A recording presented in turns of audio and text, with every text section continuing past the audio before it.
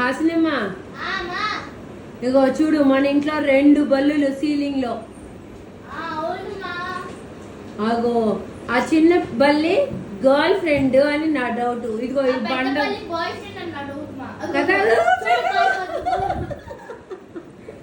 Girl friend ముందుకెళ్తాడంటే boy friend చూడు దాని గుడ్డలు కలగదు. మళ్ళీ ఇది పారిపోయింది.